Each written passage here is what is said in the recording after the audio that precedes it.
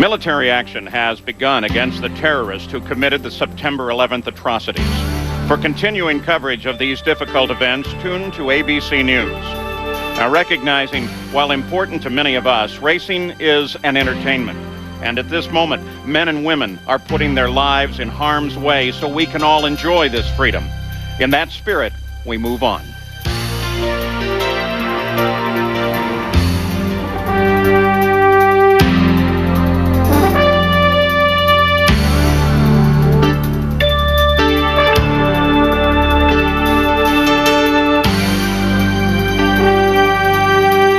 It's a beautiful day in Houston, Texas. The CART FedEx Championship Series is downtown, ready to run on the streets in the Texaco Haviland Grand Prix of Houston, a critical point in the battle for the CART FedEx Championship.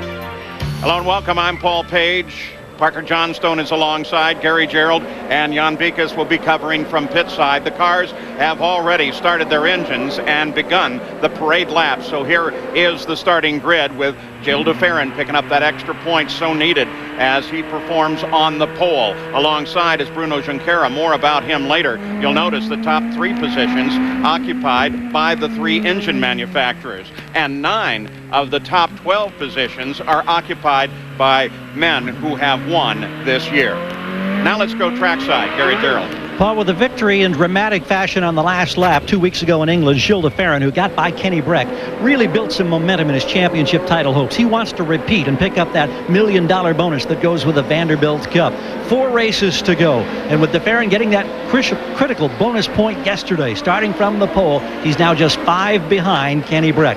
And without question, the stretch run is here, and the pressure is starting to build in very dramatic fashion. Let's go to Jan Bikas. And Gary, you talk about that pressure. Certainly you would think that Kenny Breck would be under intense pressure coming to a road course, because we know that Kenny Breck has scored most of his points on the ovals. But boy, has he and Team Rahal responded. He's qualified 3rd. He was the fastest car in this morning's warm-up.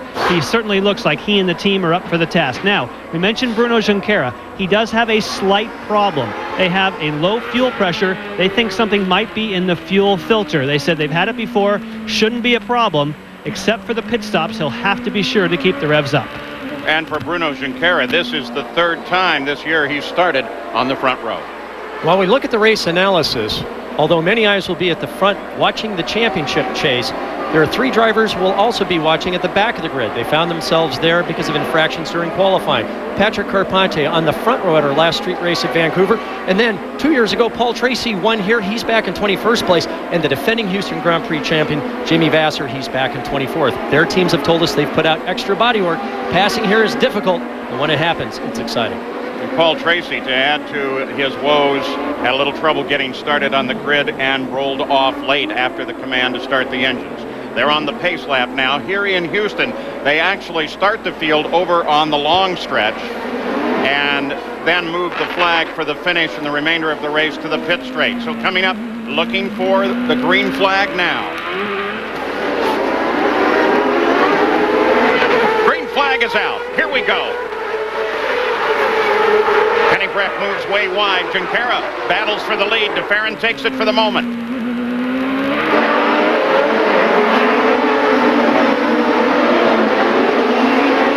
Clean through the first couple of corners. Tagliani moves on Kenny Breck. Tagliani very strong. He got by Franchitti, the first left-hander at the end of the straight. Now Kenny Breck. Remember, he was the pole sitter alongside his teammate at the last race at Vancouver. Dario Franchitti and Elio Castroneves back there as well. Then the rookie Scott Dixon down the pit straight for the first time. Again, trying to figure out what your fuel strategy will be in this race. How you plan your stops, how you run your stint stop to stop is going to be absolutely critical to a win, and therefore critical to the championship. Many of the teams discussing that they might be able to make this race if it stays green with just a little yellow in one stop. In the first lap, Tagliani and Franchitti both moving forward. Kenny Breck takes a look to the inside of Tagliani, decides no. Franchitti closes from behind. Elio Castroneves is back there with Scott Dixon. Cristiano Ramada just behind him. And Mauricio Guzman followed by Tony Kanaan. Best opening lap by that driver, Alex Tagliani. He and his teammate with Players Team so strong at that last street course race in Vancouver. Very confident coming into this weekend. Bruno Junqueira. Will whatever is in that fuel system clear itself? Right now, as you look ahead trying to find DeFerrin, he's pulled way ahead of Junqueira. Houston, a most unusual track for a street or road course. Almost all the corners, with the exception of just a few to the left, all in the 60-mile-an-hour range. This is the 2,500-foot-long back straightaway, top speed just over 180 miles an hour.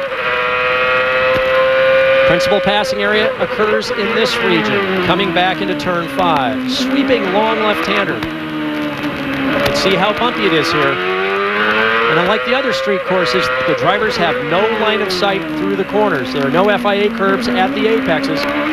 Concrete lines both sides of the track for the entire lap. Well, the engine sounds strong and smooth. No indication that he's not getting proper pressure, at least when we listen to the engine. You mentioned it, how bumpy it is here. They always worry about gearboxes. They worry about suspension and how bad, because these are, after all, city streets, how bad that car is being beaten up. This is the narrowest and bumpiest track that they race on all year long.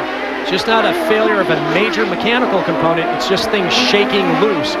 Electronic components, wiring looms. The cars take a real beating around this 1.5-mile track. Caps in the driver's seats, too. Roberto Moreno on the last lap moves around Tony Kanaan, moves into the top 10. Moreno, one of those, like a number in this field, who are hoping that they'll have a contract for next year. You're listening to Jim McGee on the radio with Roberto Moreno. Roberto Moreno has earned 93% of his total point scores this year on road and street courses.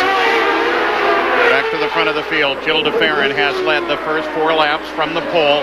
Junqueira, despite concern about fuel pressure in his engine, is maintaining second place. Tagliani, with his move on the first lap on Breck, now rides in third. We'll be back. By FedEx, proud sponsor of the FedEx Championship Series. And by America's #1 choice in tools. Craftsman makes anything possible. Welcome back to Houston. Full page with Parker Johnstone, Jan Bikas, and Gary Gerald. Here are the current standings for you. Gil DeFerrin started from the pole, now 6 laps deep, and he has led all the way. Christian Fittipaldi was able to get around his former teammate Michael Andretti for 12th place while we were away, and it's the 5th race this year that DeFerrin has led. 4 of those have been on road courses.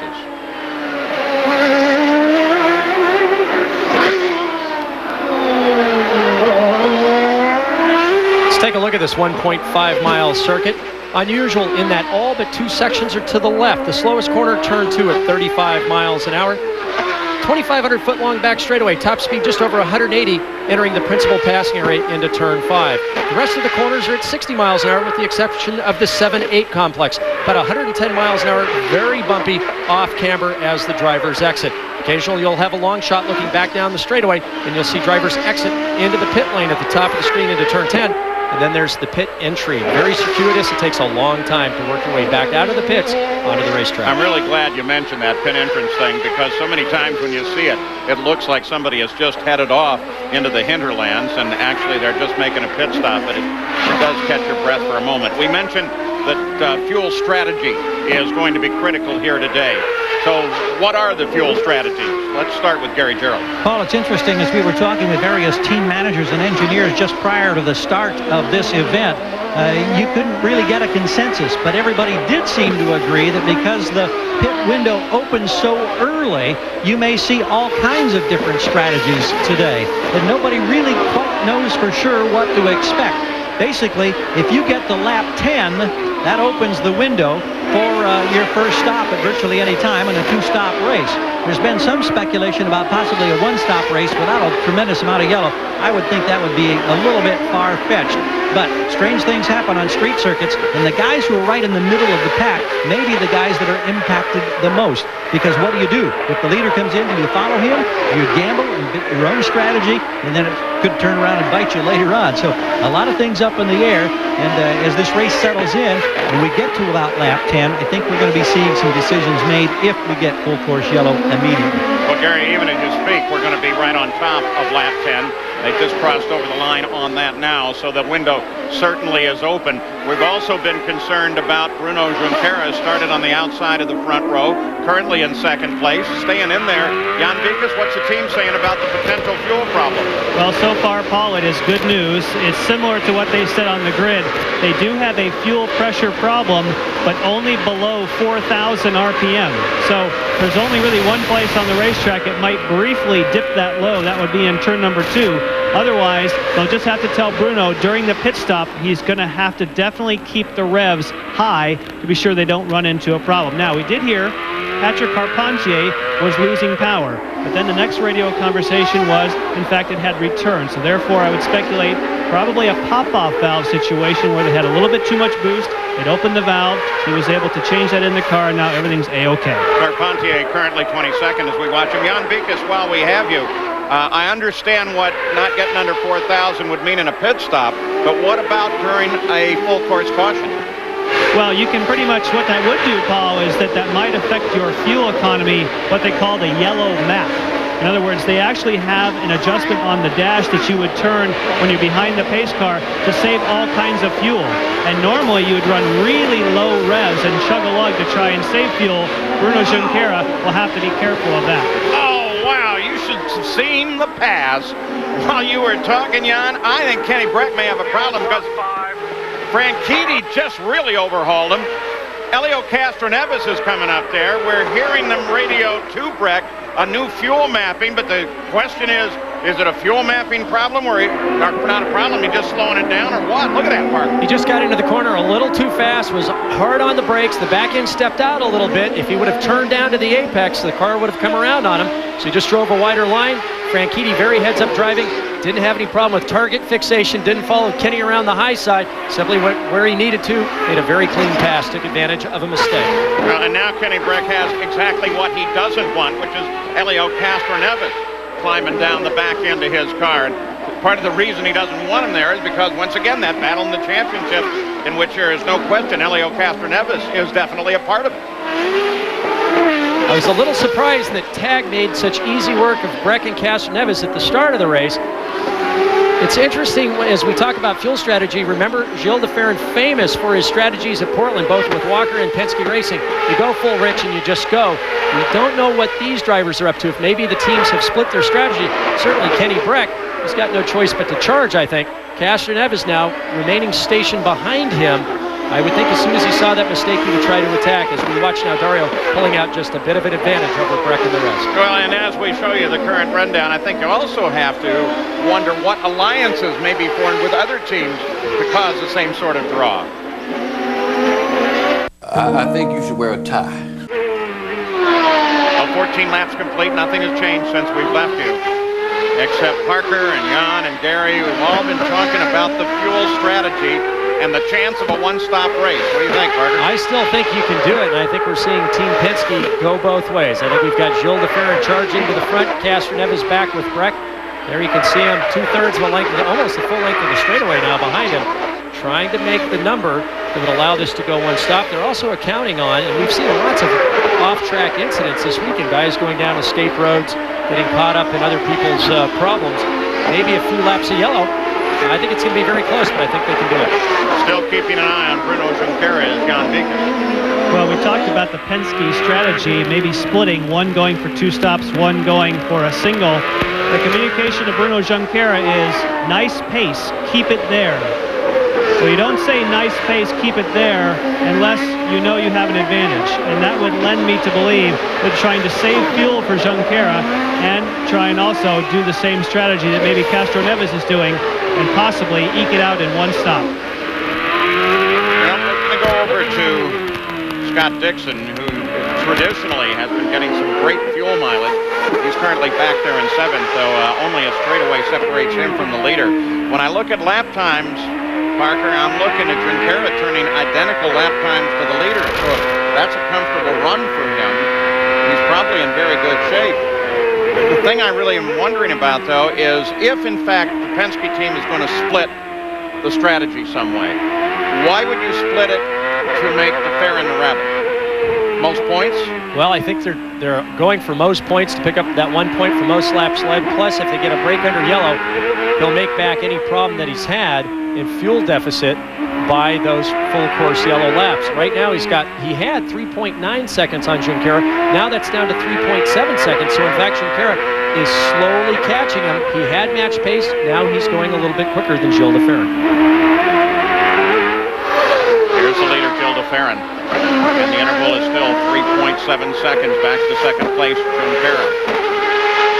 We are 17 laps into it. 83 left to go. In this race, you normally see a lot of caution. The most, 98.5. The least, 4 in 99. Paul, you consider all of those off-course incidents we've seen in the 2 days of practice and qualifying. I find it somewhat amazing that they've gone basically error-free through these first 16, 17 laps. Actually, Gary, I was talking with Kyle Moyer at Team Green this morning about that very subject, and part of what we were both saying is normally when you get a lot of off-course early in the weekend, that kind of gets everybody's attention and the race goes smooth. So we'll see what happens here. One of the drivers that ended up in the back of the field, Paul, yesterday during the drivers' meeting apologized or pre-apologized to the drivers for the moves he was going to be making on them today. His team then set out extra body work, as I mentioned a little earlier, but we haven't seen any moves through the field at this point with the exception of that opening lap. And then, well, look, we're on board with the gentleman I was talking about. Stood up at the drivers' meeting and said, "I'm sorry, guys, but I'm coming through. You either can get out of my way or I'll push you out of the way." And yet Jimmy's still right where he started, back in 24th place. And Parker, just a few moments ago, Jimmy Vasser was on the radio saying the problem isn't speed, just can't get around these guys. It is tough to pass in these narrow streets of Houston. I'm a little surprised, Gary, because we've heard that at many other tracks during the course of the season, and yet we've seen very creative ways in which to pass, or drivers like at Vancouver just barging their way through. But yet everybody has settled down into this pace, and considering that there are a lot of drivers still looking for seats next year, I'm not so surprised by the championship contenders. They just want to score as many points as possible, take opportunity of other people's mistakes. But I would think the guys at mid-pack and farther back would be working much more aggressively than they currently are. The car normally assigned to Alex Zanardi, who, by the way, is doing very well, keeping his spirits up, and talked to all of us on the phone this morning.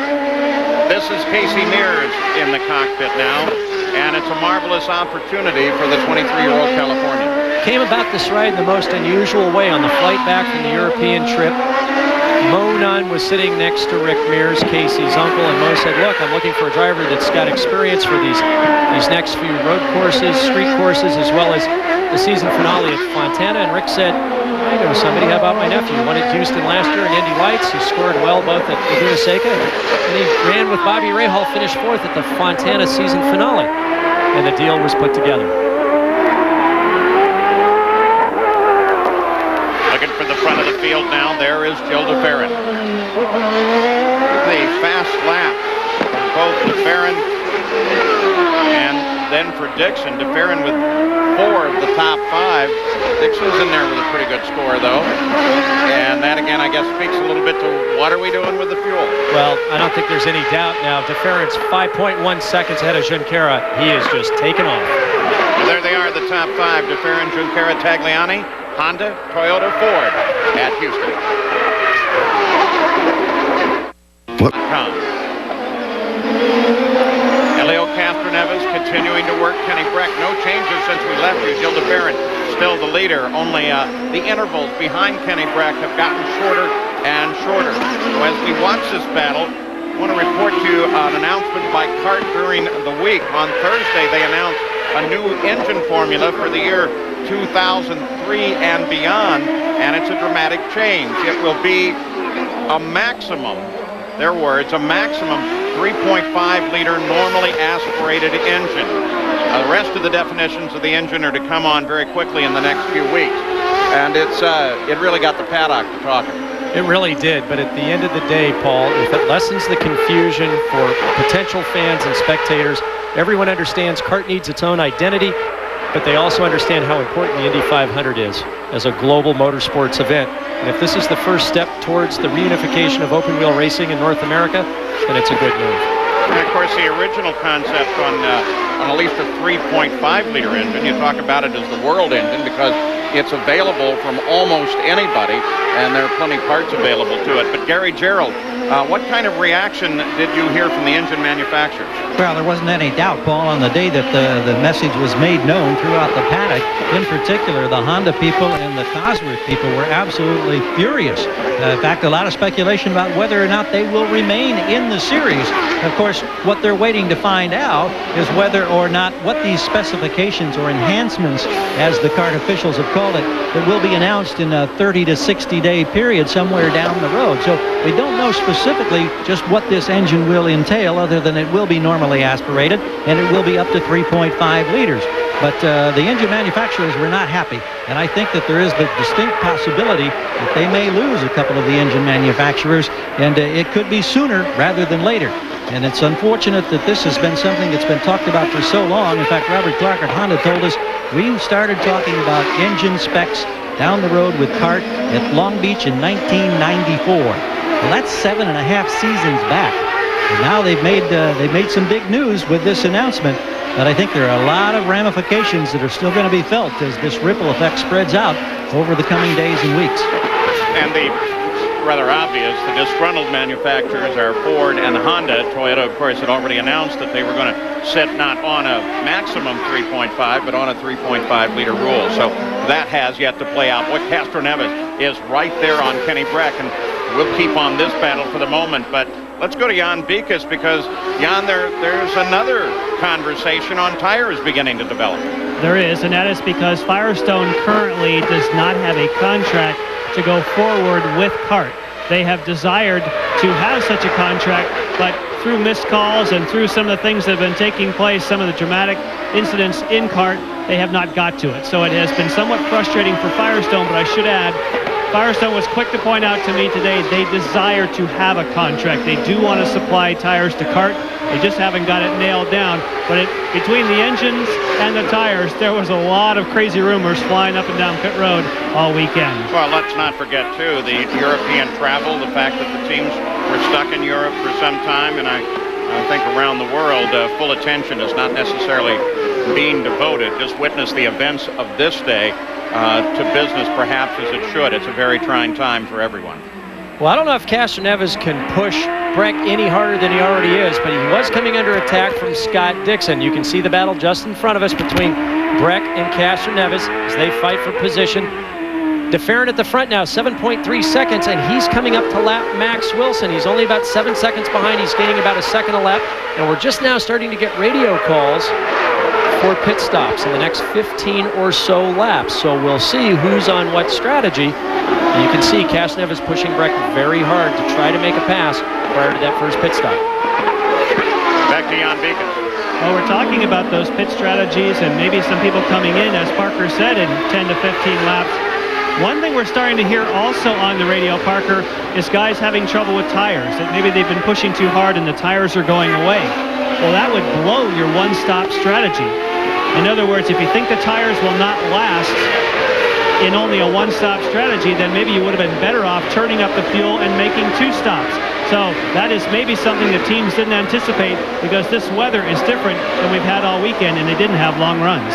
And this is considerably better weather, warmer weather than we had on Friday, which was punctuated with quite a bit of rain. Saturday was gray overcast and damp to some degree, so this is a big change. I'm also noticing, Parker, on some of the corners, like we are getting some marbles offline.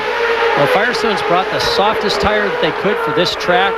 The surface grip is very, very low, so they're trying to gain grip through the tires with the soft a compound as you can, but what happens, the tire actually just balls up and starts to roll off the tire as it's being used. This course is very unique for a street or road course because the corners are so similar. The car just has to stop well, turn in very quickly, be able to transition through the mid-corner at about 60 miles an hour, and be able to absolutely put the power down to the best of its ability. The drivers are a little hard on the throttle. We can see the drivers sliding the cars. Creates a lot of rear tire wear, creates a lot of marbles, and then the drivers start hanging on. And when you're surrounded by concrete, it's not fun to slide these things opposite lock with this sort of horsepower. Wow, look at the advantage, though, that DeFerrin, a full 8 seconds now, over second place Bruno Junqueira, then Tagliani, and then Dario Franchitti. Those two made moves in the early laps to get in their positions. The other major move came out of Roberto Moreno just to get into the top 10. 27 complete. We'll be back with more from Houston. Helio Castroneves continues to work Kenny Breck as hard as is humanly possible. Breck continues to hold him off. Dixon, D'Amata have moved in, continue to watch the fight. This is the key battle on the circuit right now. DeFerrin is still the leader. Nothing has changed since we left you. Let's go to Gary Gerald. Couple of words regarding Kenny Breck's setup on the car. Obviously, it's not working the way he wants it to. The crew is already talking about possibility of a couple of turns of front wing when that first stop takes place, and they're also thinking about a tire pressure change. Those are the little things that can make the difference in whether you can successfully hold off a challenger and open up a little breathing room. Right now, Breck does not have that advantage. Sitting there with Castroneves filling up your rearview mirror. See, look at how rough that course is. Look how it just kicks him around. And look at Castroneves. He had to gear his nose right up under the gearbox. And as low as you sit in these cars, because we're always looking down, if you saw it from the driver's line of sight, Castroneves right now is just looking at the secondary element in Breck's rear wing. He can't see his gearbox until Breck gets out a little bit or the rear tires. He's so close and he sits so low. His judgment of where he is unbelievable because he can't see where the nose of his car is or where the back of Kenny's car is when they're that close in the middle of those corners. This is terrific. Breck Castroneves, the battle is for 5th place, but in its own way, it's the battle for the championship as well. Look at that. Castroneves, DeFerrin, Team Penske scoring so well on the street and road courses, and of course DeFerrin won the last oval event. And Rockingham, so doing well there. But you look at Kenny Breck, he's got most of his points on the ovals. Even though he's been at the front on some of the street and road courses, he just hasn't finished there. Well, he's right there. Now, but coming off the corner, Breck's able to pull him just a little bit. Just enough. Yeah, it's interesting that you guys as drivers, Parker, often the memories that we have looking externally and what the drivers remember as some of the great races are entirely different just because of perspective. I'm sure no matter what happens, these guys are going to remember this. Of course, and with the shots that we have, you always have to remember the drivers actually, their heads are below the top of the concrete wall, so we have this nice line of sight. That's Castroneves, what a pretty move. Dart to the inside and takes 5th away from Kenny Breck. He had been setting that up for a number of laps. Kenny was a little bit slower through that right-hand entry to turn number 7. Castroneves was also quicker through 9 and 10, and he finally just got enough underneath him to make that pass stick. But being fair to Kenny, let's remember that they're already talking with the team. He's got some problem trying to get the front end to stick a little bit. Probably smarter to go ahead and let it happen than it is to risk the car and be totally out of the game. Well, Kenny did a great job of doing everything he could to hold Castroneves off, but at this point, Castroneves just got underneath him, just put the brakes on as late as absolutely possible and made the pass stick. Nice bit of driving. But from the driver's perspective, they're below these concrete walls. They can't see around them. Oh, you see D'Amata now looking down the inside of Scott Dixon. They can't see more. They can't actually see in front of them until, about 10 to 15 feet, depending on how low you sit in the car. So their line of sight is very, very limited. Most of the street courses now have moved these apex walls back. They put FIA curbing out so that you can see through the corners. Not so here at Houston. Once Helio Castroneves around Kenny Breck, he managed to pull away. Sets his sights now on 4th place, Dario Franchitti.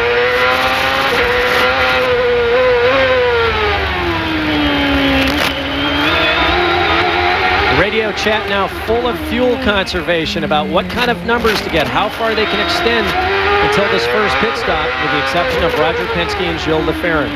Roger Penske only telling Gilles what the interval is between himself and Bruno Junqueira, now at 10.7 seconds. So obviously Gilles going as hard as he can, using as much fuel as he needs to. First round of pit stops now I anticipate happening within 10 laps. Roberto Moreno takes a look past Mauricio Guzman, decides it's not worth trying. Up the line now behind Kenny Brett. Tony Kanaan takes a look as well. And when they take a look offline, you can see the rubber flying up off the tires. The marbles that you mentioned earlier starting to build deeper and deeper. Moreno really wants to move on Mauricio Guzman, Gary. Well, you're talking about those marbles there offline, something we haven't seen a lot of this season on the street circuits with this little harder tire. It is the same tire that Firestone used here a year ago, but it hasn't been hot. And we just checked track temperature now at 97 degrees. Doesn't seem like a lot, but that's the hottest it's been all weekend. And that may be contributing to why we're seeing marble buildup. I don't think there's any question of that. Carpentier, Jan Beekes. Huge clouds of brake dust as they go and change all four tires. No visible changes. But that was a fairly quick stop. Right around 10 seconds for Carpentier. Please down on the way up, slot 2. Carpentier was back in 24th place. If the car's not handling well and you know you're going to make 2 stops, you might as well come in, get a fresh set of tires, make some changes, and see if things don't improve. Patrick Carpentier becomes the first to head for the pits, doing so on the 35th lap. Carpentier's 35th. The leader remains Gilles LeFerrin, followed by Junqueira and Alex Tagliani. Still great equity in the engine battle there as well. The Texaco Haviland Grand Prix of Houston. Down in the pits, they're waiting. They know the pressure is about to come into the pits, and there cannot be the slightest mistake.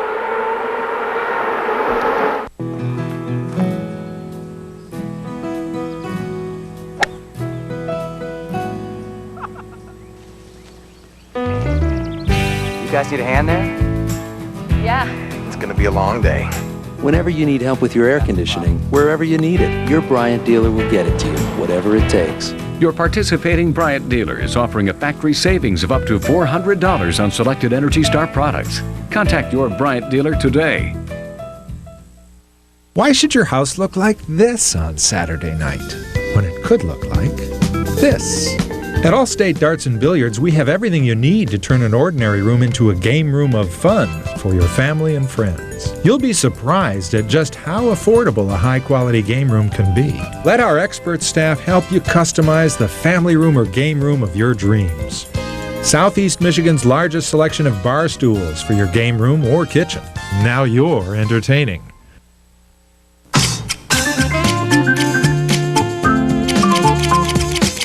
Don't give a burglar a place to hide. Well-trimmed hedges can make him think twice. Safety tips from your Allstate agent for protecting your home. With more than 18 years of claims and sales experience, Claudia Lynn is Allstate's answer to all your insurance needs. Call 248-851-6566. Being in good hands is the only place to be. Welcome back to Houston. Gilles LeFerrin still the leader. He just got around Casey Mears. I think Casey, remembering who his uncle is and what team his uncle works for and what team I don't want to get in trouble with. That'd be Casey, Rick, and Roger. Well, I had speculated that as soon as Gilles had caught up to the back of traffic, Roger would simply bring him in to avoid losing any time on the track with traffic. Instead, Casey Mears very politely just stayed to the outside, yield the inside to Gilles. Very clean pass. Further back in the field, Paul Tracy just got around Max Pappas. Tracy, a former winner here, in 99, now sits in 19th. I spoke with him last. Whoa! Is that just a spin or is it an engine? It's Moreno. And it looks like he got away with it. Well, that's pretty amazing. I think he just lost it coming onto the straightaway and just stood on the throttle to avoid contact with the wall. That was the smoke that we saw. And right behind him now is the leader of the race. So now Moreno has got to regroup very quickly and make sure that he doesn't go a lap down. Too bad if he was up in the top 10. Whoa, Servia and Jourdain. Oh, that's going to bring out a full course caution. I don't think there's any doubt about it. Back in turn 7, Oriol Servia on top, Jourdain on the bottom. Both appear to be okay. Jourdain is fine. He climbs out. Now the leader has to get around Moreno. And instead he decides time to pit.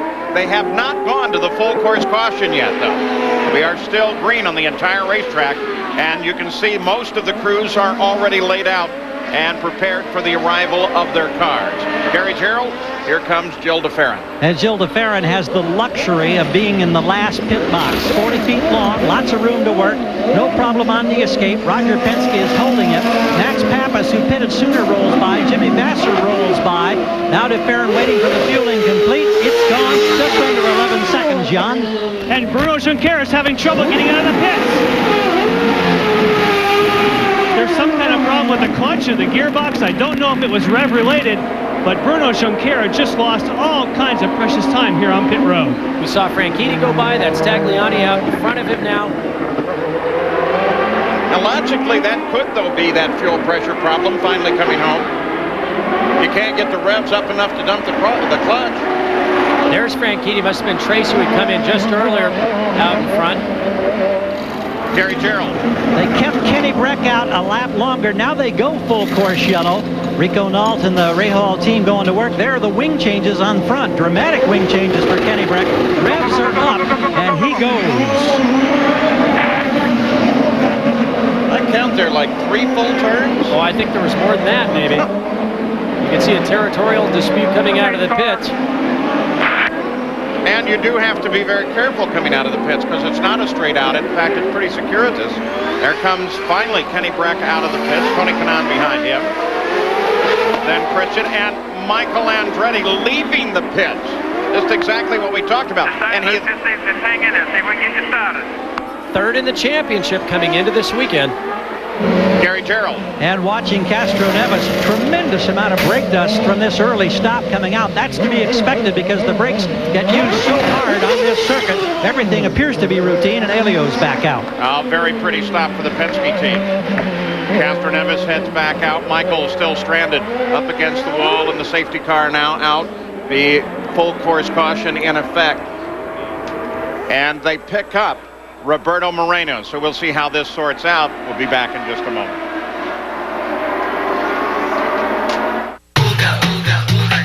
One tank gets it started.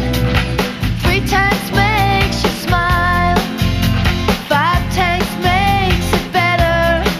Mile after mile. That 5th tank feeling. Get high, don't believe it. Star of the American run.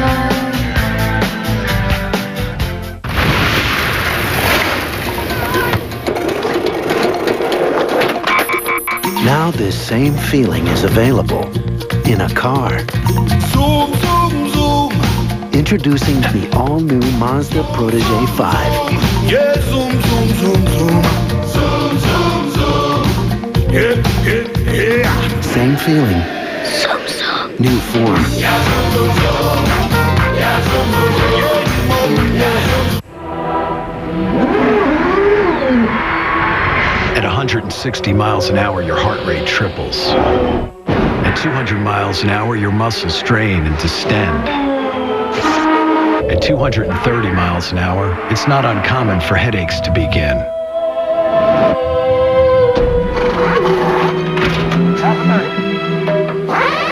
And that's just what the crew is going through. Hey, you're clear, you're clear. Well, the Sports Center is live 4 times a day, but that doesn't mean the other 7 broadcasts are straight repeats. Here, look. In this live show, Brian Kenny has his pen in his right hand, but in the rebroadcast, I put the pen in his different hand. And here, then, Linda Cohn is presenting with John Anderson. But in the rebroadcast, I've replaced John with El Macho Borracho, the winningest cockfighter in all of Mexico. It's all about keeping it fresh. That's what I do. Here at the Texaco Haviland Grand Prix of Houston, the Simple Green safety team has just arrived on the pit lane, hooked up to Michael Andretti. They were taking a hard look at the right front side and right front wing. Michael starts it very quickly, but I'm assuming, Parker, that he's going to have to head into the pits just to make sure everything's okay. Well, that front wing is definitely broken. It's been torn from its mounts, and he'll be fortunate if he gets back to the pit lane without running over the top of it as it detaches itself.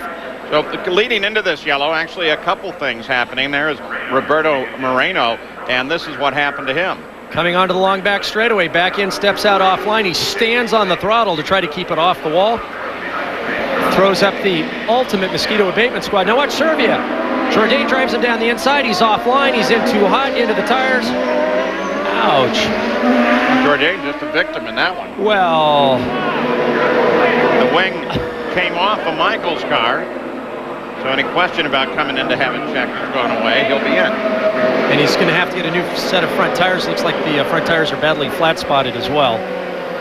And you also have to wonder, looking at least one piece of debris, what may have gotten into the coolers too. Well, you can see the damage to the right front brake vent. And Mike's lost a couple of laps, so his point scoring possibilities for this weekend are gone. There's your pit summary. Dixon is not yet stopped. Takagi picks up 4 positions. Carpentier, who stopped on lap 35, up by 9. But look at Kenny Breck. He fell off 3. Pac West, Scott Dixon, those guys and their fuel strategy has played out so many times this year. Will it play again today? Will it be a one-stop strategy? So Michael Andretti in for some fairly major repairs. Gary Gerald's right there. He comes rolling down about 3 pits away and will glide in here without that front wing. They've got a whole new nose assembly coming over the wall. It's a matter of just hitting the air guns in there, and they've got several bolts. They disengage, then they'll drop the old nose and put the other one in place, and hopefully they can accomplish this without losing still another lap. Crew practices this routinely, so there's no sense of panic. They work as quickly as possible.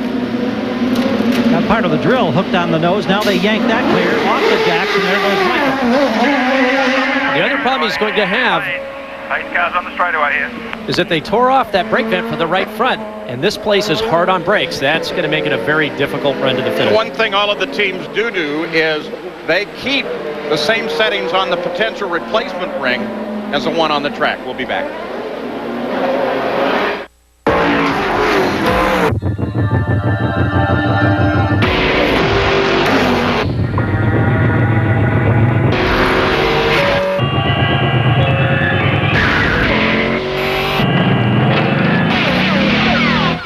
Who'd you expect?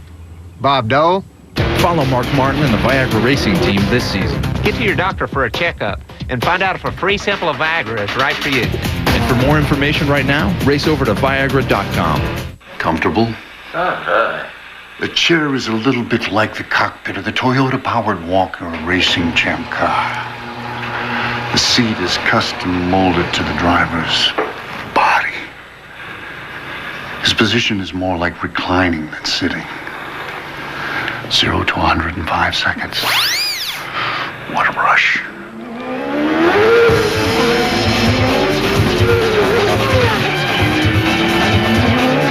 It's here, waiting for you. Inside is unlimited strength and power. It builds confidence and reshapes your body. It can change everything. This is Bowflex, an entire gym in one easy-to-use machine. So powerful, it delivers over 60 health club quality exercises with up to 410 pounds of resistance, all in the convenience of your own home. Strength training with Bowflex is so effective that we guarantee you'll get the results you want in 6 weeks or less. And you can own one with no money down and payments as low as $33 per month. Bowflex is real. The results are real. The question is, are you ready for Bowflex? For a free video and brochure, call or go online at bowflexdirect.com. Do the research, listen to real customers, then place your order online and get started. Bowflex. Who said change isn't easy?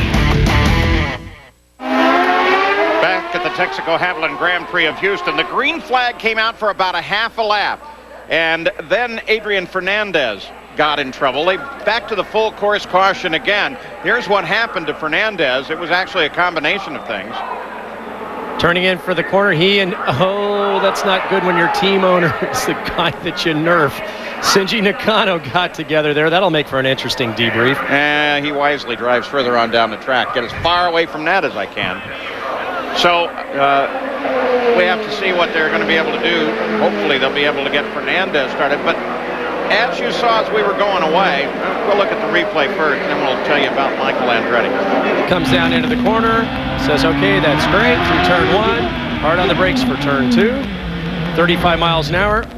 Whoa! Joey Chitwood, here I come. So he sits quiet by the edge of the course. Gary Gerald, we're watching Michael Andretti, who almost, but not quite, beat the pace car as he came out of the pits. Yeah, it was literally a matter of a few feet, we are told. It was so close, and you talk about those precious seconds. There was no panic on the part of the team, but the fact that it took as long as it did just cost him a chance to save one of the laps. We believe he's down 3. Apparently, the initial incident involving Andretti was where he was trying to duel with his former teammate Christian Fittipaldi. Got pinched in there, the wing curled underneath. Didn't know if they'd be able to extricate him. Then he kept it running, ran over the wing, got back here for the new nose assembly. But still, his day from a championship point standing is effectively over. So there is the field summary as they stand now. And the other question has to be Dixon. He did not stop.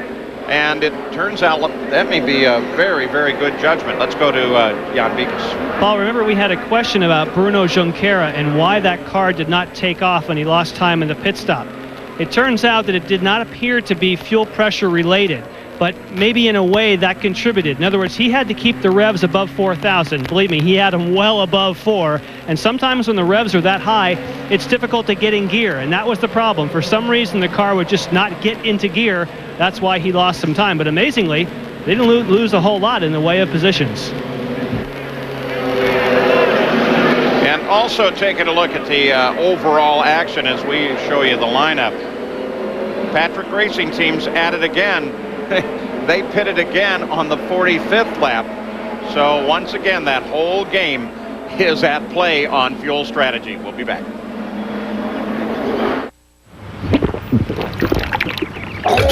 Hey, we gotta talk. That stuff only protects my vital parts for about 30,000 miles. And then what happens? You gotta change it. Make it easy on yourself. Give me Haviland Extended Life Antifreeze. It protects my sensitive parts for 5 years or 150,000 miles. That's 5 times longer than most of those conventional coolants. Now, let's talk oil. Hey! Haviland Extended Life Antifreeze. Add more life to your car.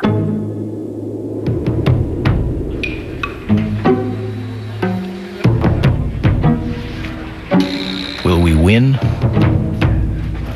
Hopefully. Will we lose? Maybe. Will we learn? Definitely. We have got to cut costs, people. Ideas. We could open an account on FedEx.com, save 10% on online express shipping. Okay, how about this? We open an account on FedEx.com, we save 10% on online express shipping. That is wonderful. You just said the same thing I said, only you did this. No, I did this. Makes all the difference. Bingo. That's good. Right on the nose. It's really a great idea.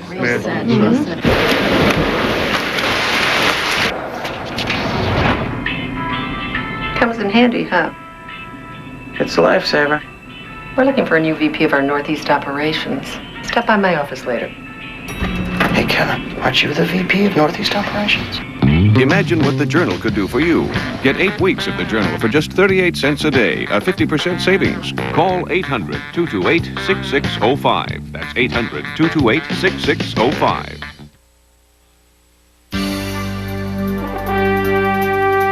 ESPN Speed World coverage of the Texaco Haviland Grand Prix of Houston is being brought to you by Haviland. Use new Haviland motor oil technology and get improved gas mileage. Add more life to your car. Now, the full course caution is still out here at the Texaco Haviland Grand Prix of Houston. We'll give you the recap at the 47th lap. 100 laps of scheduled distance, 53 left to go. Scott Dixon has been complaining that there is tremendous buildup of rubber offline, making it virtually impossible to pass. Well, and the other problem he has, everyone else pitted came in for fresh tires that were cool. His are hot. He hasn't come in, which means those tires are just magnets picking up all this junk on the track. Green flag comes out. Michael Andretti, remember, while he is second behind Joe DeFerrin, he's 3 laps behind the lead of the race. His championship hopes are seriously in trouble now.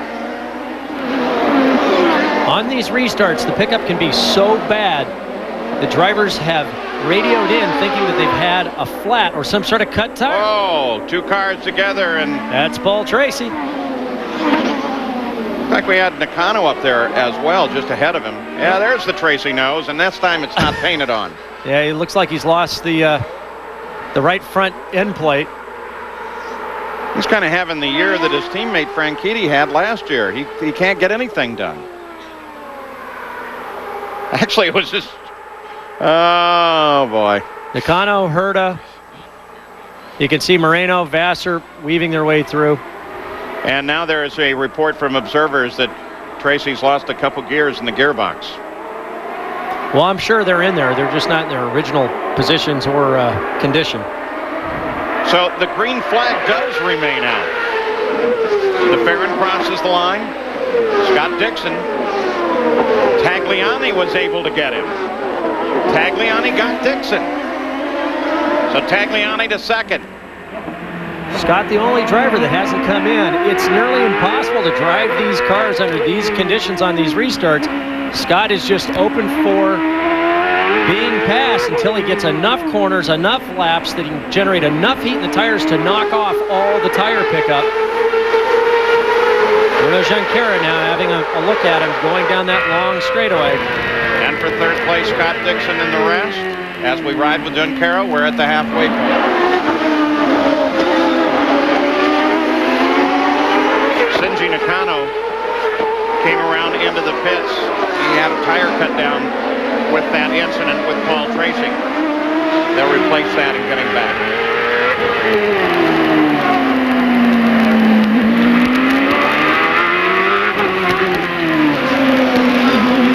You can see him peel off into the pits there just in front of Dixon. Every time I see it, though, I'm sure those are the pits. So Scott Dixon, finally, just beyond the halfway point, comes in for his stop. They've got to be bringing him in. I would think this would have to be the lap, Paul. Oh! Well, that's not how he wanted to come in, and it's not the right place. He gets nerfed by Junqueira. They had just called him in. And you could see Cash Nevis hard on the brakes, locking him up to avoid contact. And Cash Nevis gets by, and now D'Amata on the inside of Junqueira. And coming through is Franchitti, too. So now it's DeFerrin, Tagliani, Junqueira, though limping, Castroneves, D'Amata. And there's a good example with what happens with pickup. Once you get offline, you've got problems with the tires, plus he has a damaged front wing. So now what does Junqueira do? I'm surprised that he's going to stay out.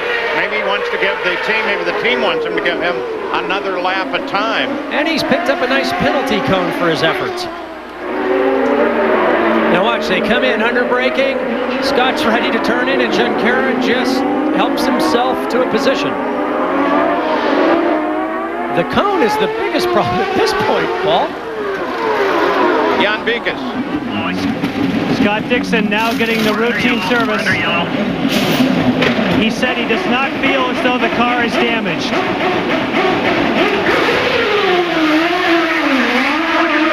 12.8 seconds, again, no visible damage. Maybe this full course caution will help Dixon. So the twin flags come up all up and down pit lane.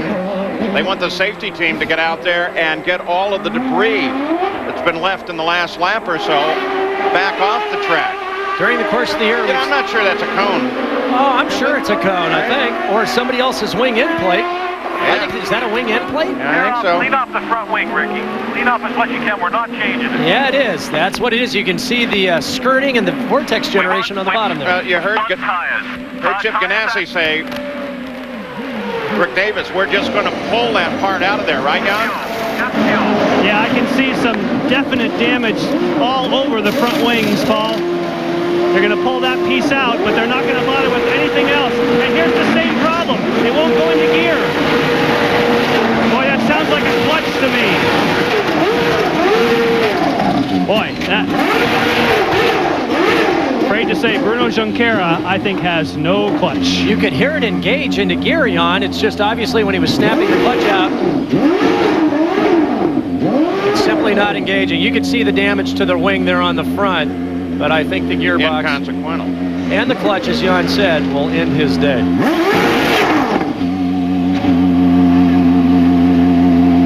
The officials ordering them back now. Let's look at it from the onboard camera. On the brakes for the corner lead. Oh, he just drilled them. That's, you can see the parts here and here that he collected on the way. Dixon on the brakes, looks to the inside for the corner. Boomo. That's actually Bruno's end plate that gets snapped back with during the course of the year with. And so Bruno Junqueira, now they have decided, cannot continue on. He'll climb out of the car. Another one who is not continuing on is Paul Tracy. He's with Gary Gerald. Oh, we're commenting down here. The first 30 laps of this race just appeared to be so good, so routine, and then it's just been chaos. What, in your mind, has happened? It's just so hard to pass, and you know, your restart is really your best opportunity on cold tires. And you know, my problem was since you got in the back of Brian, and they both went sideways in the track, and I came around the corner. There was nowhere to go, and bent the suspension, but we lost the gearbox on the way in, so I don't know what happened with the gearbox, but all of a sudden, after that restart, the gearbox went bad. Couldn't be a much tougher weekend for a guy who's won here in the past. Sorry to see you out, pal. That's okay. And pretty good play-by-play by Paul Tracy. That's exactly what happened there. Still under the full course caution. Gil DeFerrin is the leader, but with all of this with Junqueira, Dario Franchitti now moves up into second place, followed by Guzman and Tora Takagi. There's your top positions now. Honda, and then 4 Toyotas. We'll be back.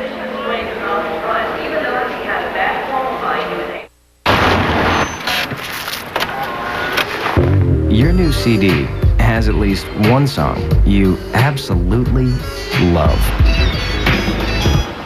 Several. You could take or leave. And a couple you absolutely hate. It's a good thing Philips makes CD recorders. With its 3-disc changer and high-speed recording, you can make your own custom CDs quickly and easily. And compared with PC burners and other CD recorders, Philips BitSync technology assures incredibly accurate copies. Philips CD recorders for perfect copies. Call now for Philips special 50/50 offer. $50 off the price of a Philips CD recorder, plus $50 in free blank audio CDs. $100 value, available now for a limited time. Call for your free rebate coupons in the Philips retailer nearest you. Tonight on ESPN Classic, when a baseball scout takes a trip south of the border, the last thing he expects to find is baseball greatness. What do you think, Nebraska? Want to be a New York Yankee? But when he gets there, he faces some big league problems. I'm not crazy! Brendan Fraser stars in a real classic, The Scout. 9 Eastern tonight, only on ESPN Classic. To get ESPN Classic, call 1-800-CLASSIC today. Back at the Texaco Haviland Grand Prix of Houston, I'm Paul Page with Parker Johnstone, Gary Gerald, Jan Beekes in the pits. We're still under the full course caution, but heading back to a green flag at the end of this lap as we show you the full field rundown right now. Franchitti sitting up there in second place, who got his starting position right at the last moment, suddenly made a terrific jump. They found something, got him in a position so he could actually get up here in the front, and he's taken advantage of it. But Gil de Ferran is still the master that has to be passed. Michael Andretti still sitting in there along with Casey Mears as a buffer back to the remainder of the field. Let's see if they can get through this one clean. Again with the rubber line just offline. Scott Dixon mentioned it on the radio. Very difficult, if not dangerous, to get offline a little bit. Better to wait for a more obvious opportunity. Dario will push very hard here to try to work his way up back behind de Ferran.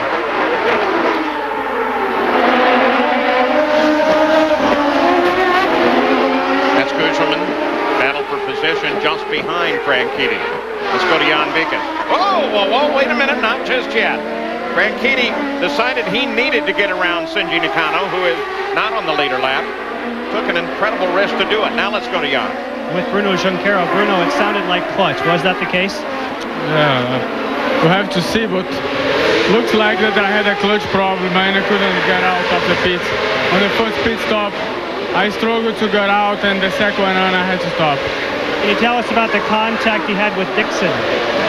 Yeah, I don't know. You had cold tires, and he brakes early there, and I just hit a little bit his back. Maybe I just misjudged that he was, I don't know, with old tires or something like that. But my car was difficult to brake because of this clutch thing, but that doesn't justify me, just made a mistake. But on another hand, he was saying here I had to get by him really quickly, and I don't know. Sorry. Yeah, I know you're very frustrated. Sorry you're out early. Gary? Well, Michel Jourdain has made his way back. He was involved in one of the first incidents with Oriol Servia. Now, what happened in that situation where we saw the two cars stacked up there in the corner? Yes, Gary, it's a shame, you know. The car was very good at the beginning of the run, but my rear tires were just going away. I think the setup, the rear tires were doing all the job, you know, and they were just gone, and Oriol, I mean, was a little faster than me. He tried to pass me, went into the tires, and I had no room, and I just went under him. Glad you're not hurt. Thank you. Thank you. Well, Shinji Nakano now apparently realizes his position relative to the leaders. Roberto Moreno just made a move on him, and Nakano let him come down to the inside and get him, but Moreno is driving hard. We saw a very determined drive at Vancouver at the last street race. Patrick Racing was also hooked up there. They had a few problems in qualifying, but you see Jimmy Vasser also following his teammate through. Vasser, we said at the very beginning of the race, someone to watch, started 24th, now in 6th place. The trophy for the winner here is a cowboy boot in silver. Jimmy's got one. Another one. You need the pair, don't you? I would think so, as long as they give you a left and a right. Servia involved in that incident with Michel Jourdain Jr. Now he's with Gandhi. Yes, we just heard from Michel Jourdain. Now, Oriol, what was your version of what happened out there? Well, what had happened is I tried an impossible move. The reason why I tried an impossible move, there was 4 laps that Michel was blocking me like crazy. Every straight was impossible. He was every bit of a straight, he would block. He was looking more at the back than at the front. And, you know, CART should penalize, on the rule it says you cannot block, so they should penalize, and they didn't penalize. So at the end I tried the impossible move that I showed was impossible. I mean, I had to brake very close to the wall. There was no grip, and I went straight. It was my mistake, but you know, it's because I got frustrated behind the car that was just blocking all the time, and you know, especially in a racetrack like this, which is difficult to pass. If you block, there's no racing. Thank you, Oriol. I know on a tight street circuit, sometimes it's hard to keep that frustration from coming out in anger. Thank you. Well, painfully honest, but the frustration is something that you do have to curb. Hope that maybe your crew can help you, might bring you in, recycle you a different order. You can't do that as effectively on the street circuit, though. Learning patience is very difficult. Oriol Servia being courted by a number of teams for next year. I spoke with him this morning, and the great thing about Oriol, he's very smart, he's very quick, and if given the right opportunity, is one of those drivers that you only need to slow down, not speed up, Today would have been one of those instances we could see on that replay with Jourdain. Jourdain pinched him right up against the wall. And as Servius said, a move of desperation. He needs to be just a little more patient. Well, as we've completed 60 of 100, obviously Jill DeFerrin in the lead all the way. Picks up the single point, another very important point for leading the most laps in this race. Let's go to Gary Gerald. Paul, under that last yellow, we saw several drivers coming in to top off. We also saw Dixon make his stop after the incident involving Junqueira. On the radios, we're hearing the following numbers that these drivers need to go the rest of the way. Dixon needs to get 2.1 miles per gallon. Castro Neves, a fraction under 2.1. Cristiano De Mata, a fraction under 2.1. Christian Fittipaldi, 2.1. That seems to be the magic number that can get you to lap 100. Don't know how much more yellow we're going to have to aid these drivers in that respect. But guys like DeFerrin, we're going to have to see him back in for another stop, I don't think without any doubt. And Gary, go ahead, John. That's all right. When he said 2.1, you can do that under green. The guys were getting 2.1 earlier, or 2.2, when they were running in the early portion of the race. So we don't need yellow for those guys to get that kind of number. And that's what I was about to bring up. They were doing that earlier. It's a very doable number here. So Jill DeFerrin, 15 times in his career, he's been on the pole. He's on the pole today, leads this race. He's never won from the pole. So there are your top 5, Honda, then 3 Toyotas. DeFerrin, Franchitti, Guzman, Takagi, and Roberto Moreno.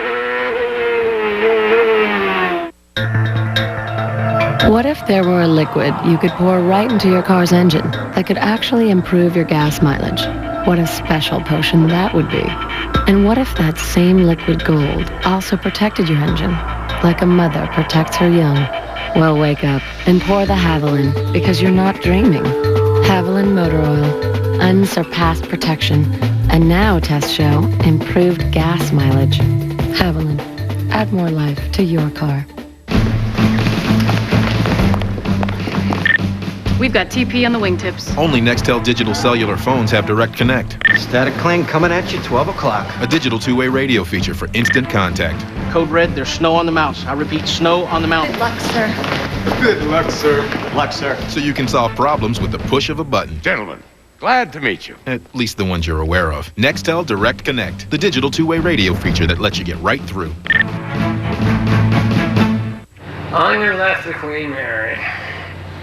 Beneath our wheels, the very streets over which will thunder the Toyota-powered Target Chip Ganassi racing cars. These cars develop such intense velocity that they would literally suck the manhole covers from their holes if they weren't welded down. On our right, buildings.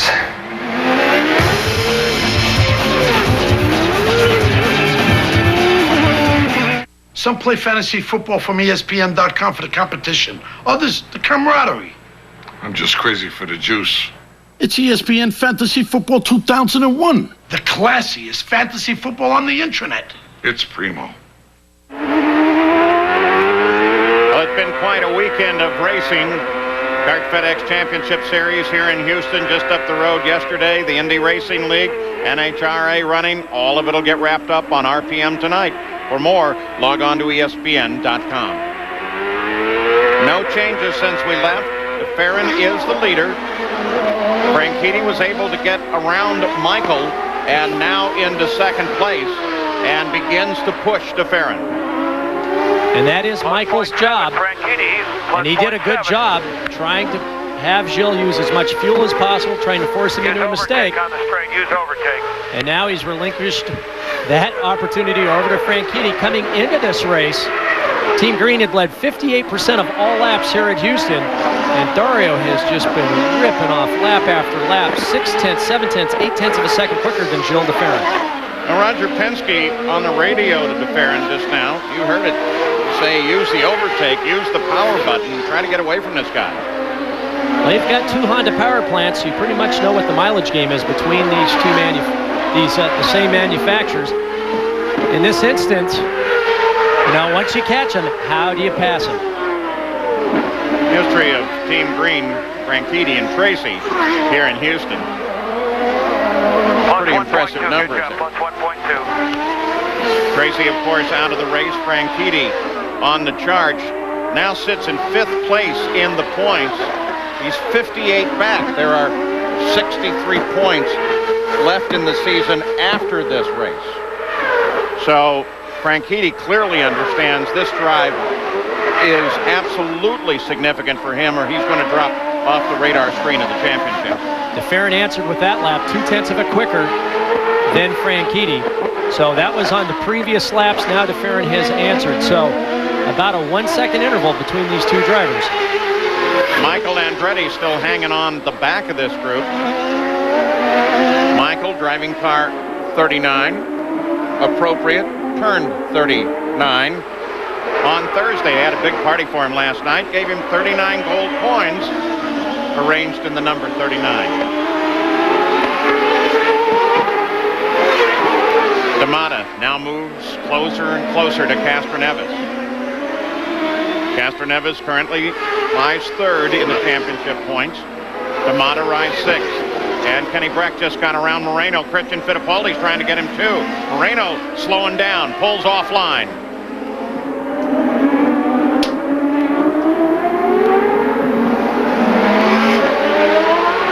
Well, that's interesting. He waits till the traffic clears and then pulls back out. It's like he's having some sort of gearbox problem. Finally found a gear. Yeah, but as you said earlier, once one goes, the rest follow quickly. And with these sequential gearboxes, you can't change to a different gear, skip gears without going through the entire stack, and because all of these corners are almost identical, if you lose 2nd or 3rd gear, your day is done. Moreno drops from 7th to 17th. Try fuel slot 3. That does, though, of course, help Kenny Breck, who's sitting back now in 11th. But he's going to need more points than that. Breck needs to get up front. Running in the position he's currently in, he'll fall 14 points behind DeFerrin as they leave here. Back at 5th place, Jimmy Vasser. Gidley right behind him. Gidley now the only hope for the Target Chip Ganassi team, while Vasser appears to be the only hope for the Patrick Racing team. Gidley's had a tough week, and he qualified back in 23rd, and then he got together with his teammate on the outlap during a practice session, damaging both cars. But now, in a good race with Jimmy, Good number. Keep it up. These two drivers coming from way back in the grid. Behind them, Alex Tagliani, who with a good move on the first lap was up battling with the leaders. But now Tagliani has fallen back to 7th behind this battle, but he gets moving on Gidley and grabs it. Well, that was sweet. And there comes Fernandez. Now, Fernandez, that's not a position deal there. He's back, 1 lap behind the lead. He's back in 18th place, trying to work his way up through the field. Directly in front of this battle is Gugelmin and Takagi, both running extremely well. This would be the best finish for Takagi in his rookie season. And until that contact with Shankara, Dixon was running very strong. Gugelmin, his teammate, Pac West organization, once again putting together good strategy and an excellent race. So 67 laps now complete for Gil DeFerrin. He's been controlling this race without any trouble thus far, but now he's going to have to face a challenge from a very serious Dario Franchitti. We'll be back. We have got to cut costs, people. Ideas? We could open an account on FedEx.com, save 10% on online express shipping. Okay, how about this? We open an account on FedEx.com. We save 10% on online express shipping. That is wonderful. You just said the same thing I said, only you did this. No, I did this. Makes all the difference. Bingo. That's good. Right on the nose. That's a great idea. What would happen if an SUV were raised by a family of sports cars? Zoom, zoom. Zoom, zoom, zoom. Zoom, zoom, zoom. Yeah, zoom, zoom, zoom, zoom. Zoom, zoom, zoom. Yeah, yeah, yeah. Zoom, zoom, zoom. The 200 horsepower Mazda Tribute. The SUV with the soul of a sports car. Attention honorably discharged U.S. veterans and spouses and widows between the ages of 50 and 79. Many veterans and their families have received this notice advising them of eligibility for term life insurance benefits. If you did not receive one, you may not be aware you could qualify to apply for life insurance coverage from Veterans Life Insurance Company. If you're a U.S. veteran, age 50 to 79, or the spouse or widow of a veteran, you can still apply for $5,000 or $10,000 of supplemental life insurance exclusively at vets-only rates. Call this number now to request your no-cost, no-obligation benefit eligibility statement from Veterans Life, with the rate for your age and steps you must take to apply. You'll also receive a Veterans Burial Benefits Update that explains government benefits you're entitled to. This life insurance benefit for veterans ages 50 to 79 is not automatic. Call now to request information. Veterans only. Call 1-800-544-1000. Carolina coach George Seifert takes his Panthers to San Francisco, where he enjoyed much success. He'll take on Jeff Garcia and the 49ers. It's NFL Sunday Night Football tonight at 8:30, right here on ESPN. For more, log on to ESPN.com. Jill DeFerrin still the leader. No changes since we left you. Paul Page, Parker Johnstone, Gary Gerald, Jan Vikas down in the pits. And let's talk about how they get to the end game now. Of the guys who have late stops, Jimmy Vasser is the leader of that group. That's and Vasser's correct. Currently fifth. That's right. And the thing that I'm most curious in, DeFerrin just turned the race's fastest lap. Franchitti has got the next quickest laps. These guys are pushing very, very hard. DeFerrin has been able to answer every one of Franchitti's charges. How much fuel are they using? Are they waiting for a late yellow? Do they need a splash and go? We know that's not the case with Vasser and Tagliani. Roberto Moreno has had quite a day, but he's out of the car now. Jan Vikas? He has. Roberto, what put you out? Today, the Vision team was doing a great job. We had a very quick car. We're playing strategy really well. We put ourselves in a position to win this race, and unfortunately, we had some gearbox problems that ended up all day. I lost not only fifth gear, but also a third, and it's impossible the way I couldn't drive anyhow without those two gears. But it's very, very unfortunate. We're looking forward for a good result here, but every time I tried to change a gear, I was never sure if it would go in or not. And it has caught me by surprise a couple of times, and I even did a spin with it. Every time that wouldn't go in gear, and then suddenly would go in gear, you would lock the rear wheels, and I had many moments like that. But it was not possible at the end without two gears. We were just talking about pit stop strategy. Did you and your teammate Vasser have enough fuel to get to the end? I think I had. Jim McGee asked me to do a 2.2 fuel mileage. I was getting more than that at the end there. He said, if you keep doing that, we're going to make it. So we're looking really good. But it's one of those things. It's not supposed to be today. The Vision team will come back and we'll be strong next time. All right, we'll hope it works out for your teammate, Jimmy. Now watching Tora Takagi currently fourth. Mauricio Guzman, there's a radio report he might be having trouble. Sounds like he might also fall victim to gearbox problems. Right now, DeFerrin and Franchitti have pulled out almost 18 seconds on Mauricio Guzman. And if he has experienced gearbox problems, as we've said, once you lose one gear, create problems. And listening to Roberto Moreno, you'd have to assume since Moreno and Vasser both stopped on the same lap 45, that if Moreno could have made it, Vasser certainly can make it. He's currently sitting fifth. But the question is the four guys in front of him. We've been watching all of them, DeFerrin, Franchitti, Guzman, Takagi. And if you're Derek Walker and you intercept the radio conversation that Guzman may be having gearbox problems, you immediately relay that to your driver, and that gives you that extra incentive to push that much harder while trying to conserve fuel. This could be Tora Takagi's first podium visit during his rookie season. All right, so what do we think is the strategy for the top four? Theoretically, they're going to make it? Well, DeFerrin and Franchitti now 19.5 seconds ahead of Guzman, still pushing very, very hard, continuing to set quickest laps. Andretti, however, just went to the quick of the fast lap setting, but he's still 3 laps back, so that's inconsequential. Are they trying to build enough of a gap for a splash and go? Remember this pit out, very long, very circuitous. They're going to need a huge gap in order to make that happen if they don't catch a late yellow. Need a lot more than 18 seconds. Update on Mauricio Guzman, Gary. Well, we just ran in here and to check with the team, and they've confirmed that they do have gearbox problems. The car is jumping out of gear periodically. That's certainly a handful to deal with, and we just heard what happened to Moreno after he had that problem. How about Takagi, Jan? Well, in regards to pit stop strategy, he does have to come on pit road to get fuel. So we'll work our way through the top group and be sure who has fuel and who doesn't. Well, with 26 laps left to go, and how that fuel game is going to play out, Parker has pointed out that the 20 seconds now that DeFerrin and Franchitti have over the rest of the field, I wouldn't think would be far enough by half. Michael Andretti runs off the end, but is going to be able to get it back on course. Keep it running, keep it running. We just heard they're expecting Franchitti in 9 laps now. Pressure, just keep it running.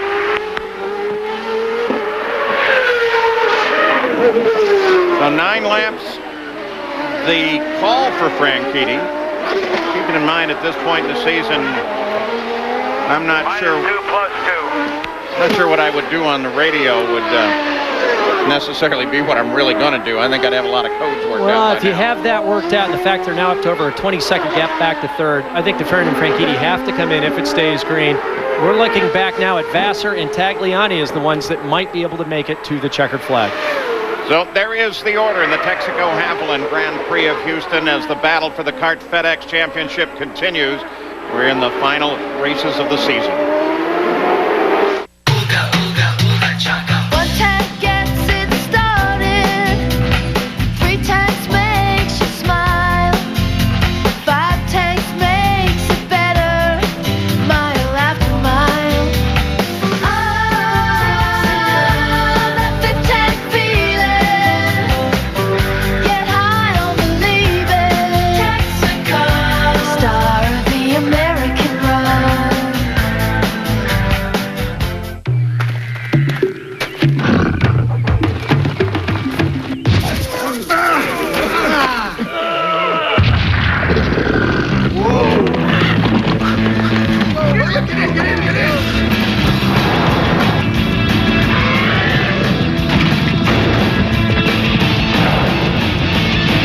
Are you tough enough to drive at Tacoma? Ready?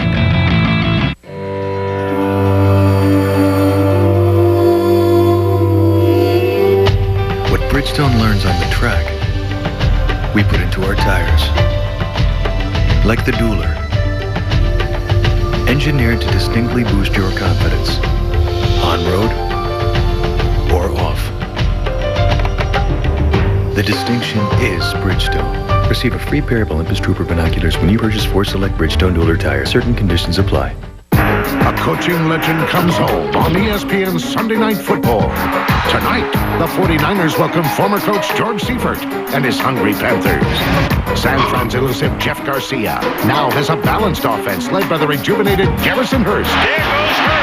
But Carolina's on the prowl behind surprise rookie quarterback Chris Weinke.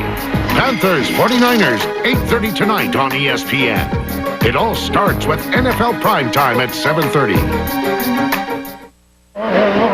There's Dario Franchitti. He's leaving the pits the 9 laps, just as I suspected wasn't exactly what they meant. Nevertheless, he's been in, taken on tires and fuel, and is back into the fight. Jan Vikas. His stop call took 11.52 seconds, a little slower than they would have liked, not too bad, but that is the mark they have set because obviously DeFerrin will be, maybe not next, but that will be the most important next stop to see if he can beat that important 11.52. And he did take new tires.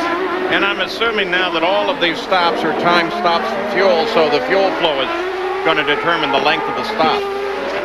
Absolutely. Now, DeFerrin 25 seconds ahead of Gugelmin, but now we're hearing the Gugelmin's gearbox is just about done. Yeah, I said he can't get any gears at all. They're giving it up, Parker.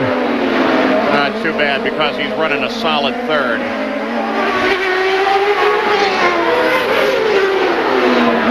Takagi now moves around him. Franchitti moves around him. Tagliani back 6, but he may be in a great position, Jan. He may be. I asked Neil Mickelwright if they were going to be able to make it to the end. He says, I don't know, but we are not stopping. So they are going to the end whether they have fuel or not. You can hear him in the background saying you've got to conserve fuel as we watch Mauricio Gugelmin climb out. Tag so strong at Vancouver, qualified on the pole, and just walked the field until he had mechanical problems and had to retire. Michael Andretti off course again. Dario Franchitti is right up behind Tagliani. There's the leader, Gil de Ferran. Tora Takagi will be coming through in second place. He'll be well up course, though, because he's 26 seconds back. Then Jimmy Vasser, then Mauricio Gugelmin, Alex Tagliani, and Franchitti. Jimmy Vasser also pushing very hard, just turned the race's quickest lap. Oh, that's going to make it interesting. Yellow flag, full course caution. You know that strategy conversation we were on? Yeah. Gone, forget that.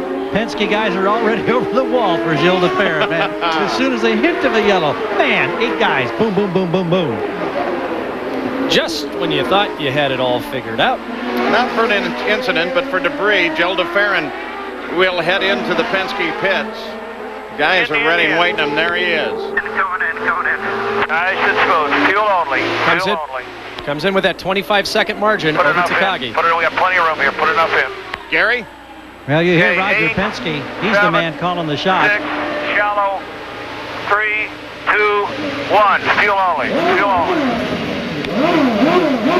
Watch me. Go. There you have it, in just under 5.5 seconds. Oh, and a less than light tap on the back to discontinue the fueling. Jan Bikas. With Tora Takagi, also no tires, just fuel. Another time stop. Wow! 5.82 seconds. That was a great one. Well, Derek Walker's driver with a chance of doing very well today. Rookie this season, along with Scott Dixon, who has already won, and Bruno Junqueira has already won. We need if we get a third rookie winner this year. 11 different winners, 19 different podium finishers. All-time record in CART. The guys who look good now, Tag, will get that break he needed on fuel, but it's Franchitti with fresh tires for the 20 laps to the end. And it may just come down to that. Those fresh tires might make a great deal of difference. But of course, getting around Tagliani at this point, guy who is very hungry for his first win, might be very, very difficult. Today at IBM.com, Leon and Mike from corporate are here to talk about the incredibly powerful IBM Net Vista A series. This computer is so great, you could alter the trajectory of interstellar spacecraft. No, we can't say that legally. It has a super powerful Intel Pentium 4 processor, 1.5 gigahertz, 20 gig hard drive, 128 megs of RAM, $999. You could predict the weather years in advance with pinpoint accuracy and decode the human genome with this bad boy. Leon. Defeat a Russian chess champion, which is not... Leon. The Net Vista A series is perfect for power-hungry small businesses. It's backed by IBM with an Intel Pentium 4 processor, so it can run multiple business apps at once. Enhanced multimedia, 3D collaboration, voice recognition software. You could clone the girl who sat behind you in homeroom. Leon. Order the seriously fast Net Vista A22P for $999. Just call or click today. Hey, Mike, just loosen the tie a little bit. You know what I mean, buddy? It's not me. It's the legal system.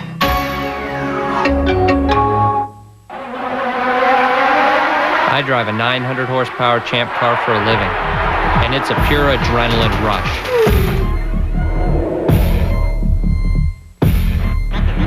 Before they start the engine, I have to be securely buckled in. Whether you drive one of these or one of these, always use your seat belts. Make sure that your passengers do too.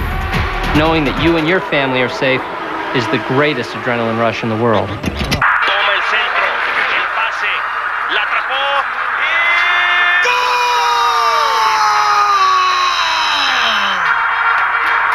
La NFL Dominical por ESPN, 7:30 p.m. hora del este en ESPN Deportes.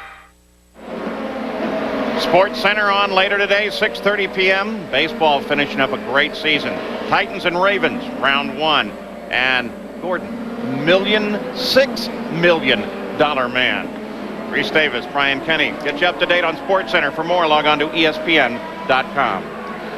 Well, the stop was brilliant. De Ferran's exit was brilliant. Look how he came out of the pits Perfect positioning.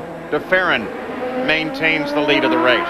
They caught that yellow at exactly the right time. The rest of the field had slowed down. We can see the pace car moving Casey Mears around. DeFerrin now at the front of the field. The downside of this overall in the championship is Michael Andretti. He's not going to earn any points today. He's with Gary. Michael, what are your thoughts about this championship? Now down to 3 races to go and obviously not scoring today. Really hurt a lot. I mean, realistically, it's going to be tough now unless Jill and Kenny have a problem. It's going to be really tough. You had a brake problem, I understand. It began to snowball. When they replaced the nose, was one of the brake ducts or calipers torn off? Yeah, I mean, but it was my fault. Going out of the pits, I hit the wall. I was going side by side with Christian and around the outside, and I was into slippery stuff, and I couldn't turn. It just went straight into the wall, bent my wing, and broke the brake duct. And so then when I went back out, I just had no right front brake duct, and it was only a matter of time before the brakes went away, and they did. Better fortune next week at Laguna. Thanks, Michael. And Michael Andretti with a 21st will leave here at least 38 points behind the points leader, Jill DeFerrin. Still doable. 63 left in the season. We'll be back.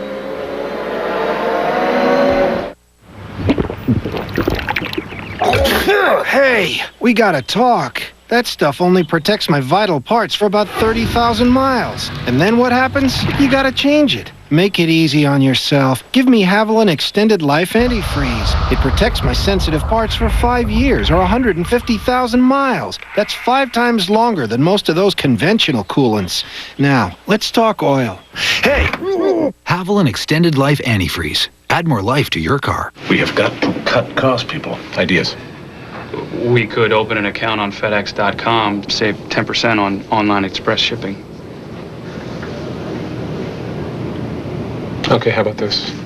We open an account on FedEx.com. We save 10% on online express shipping. That is wonderful. You just said the same thing I said, only you did this. No, I did this. Makes all the difference. Bingo. That's good. Right on the nose. It's really good. Great idea.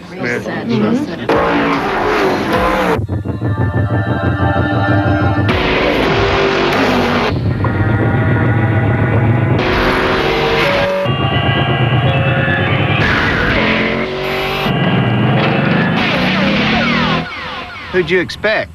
Bob Dole?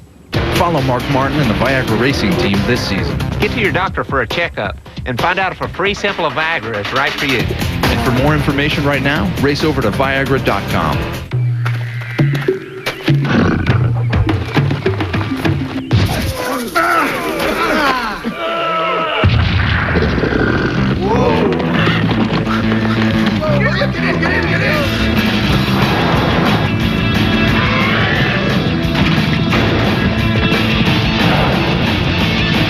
Are you tough enough to drive a Tacoma?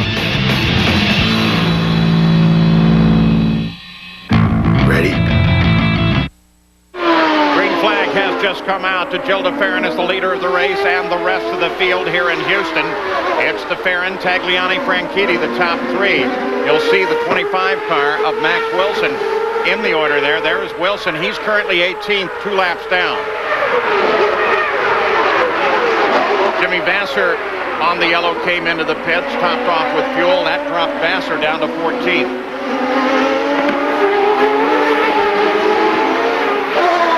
Now Franchitti. Wilson lets him by. Whoa! Wilson will surely be well aware that everybody behind him, for the most part, are fighting for position. Gidley is 4th. Now coming up on Wilson. Behind Gidley, Takagi.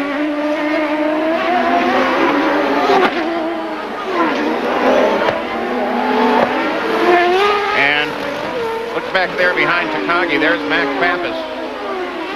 A pretty good day. The one who hasn't, as we look at Max, is further back, and that's his teammate, Kenny Breck, who is in 9th place. He'll fall 12 points behind in the points fight if he stays there. Castroneves and D'Amata are battled for 7th, and Kenny Breck, with Christian Fittipaldi behind him, Breck is in 9th.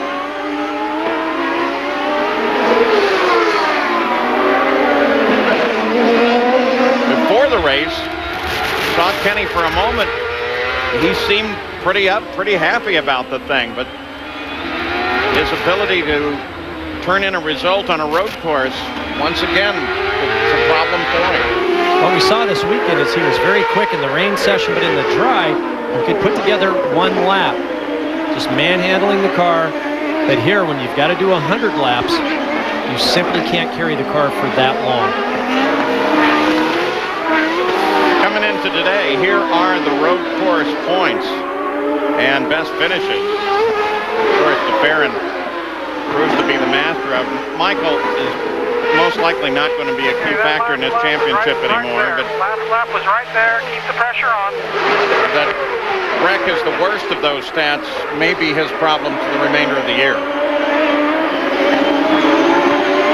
At this moment, this is the way it would be if they all finish where they are now. 14 laps left to go in the run here on the streets of downtown Houston. DeFerrin, Roger Penske said you can use the overtake button all you want now. DeFerrin is using it and has pulled out 2.5 seconds from Tagliani. Plus 2.8, nice and smooth. Thinking about this championship battle, we leave Houston, we move to Laguna, where the Penske's finished first and second last year. Give Team Rahal something to shoot for, certainly. There's the key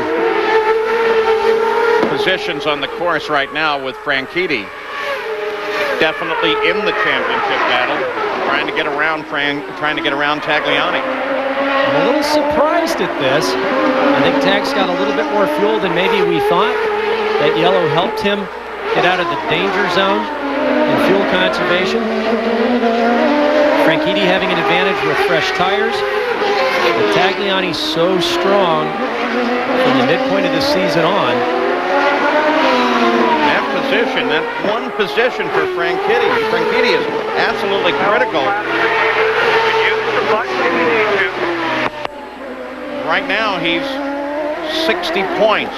Even though he's in 5th place, 60 points behind the leader in the championship.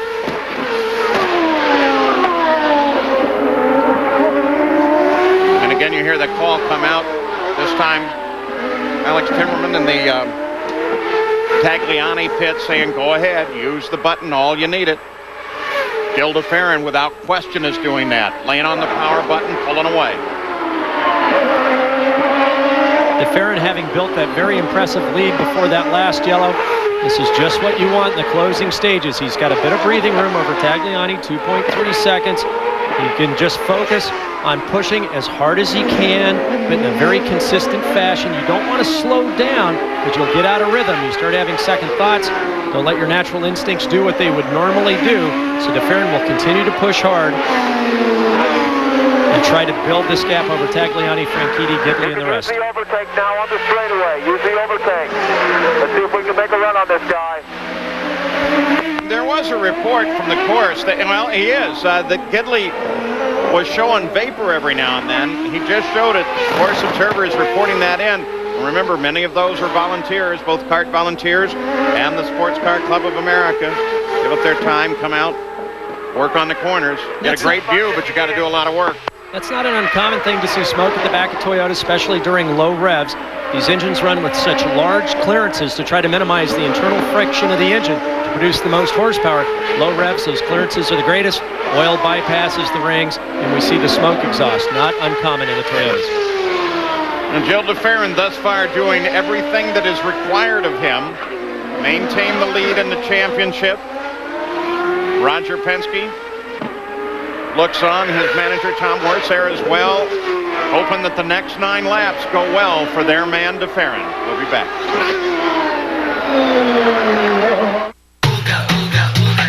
One tank gets it started, 3 tanks makes you smile, 5 tanks makes it better, mile after mile.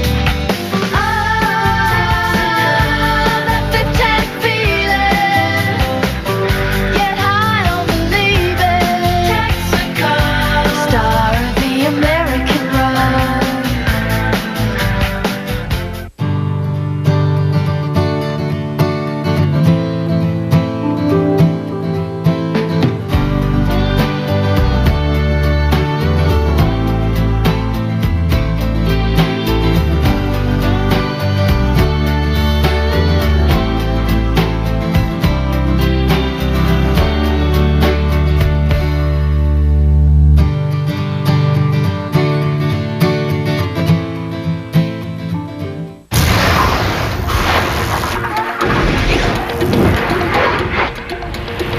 Now this same feeling is available in a car.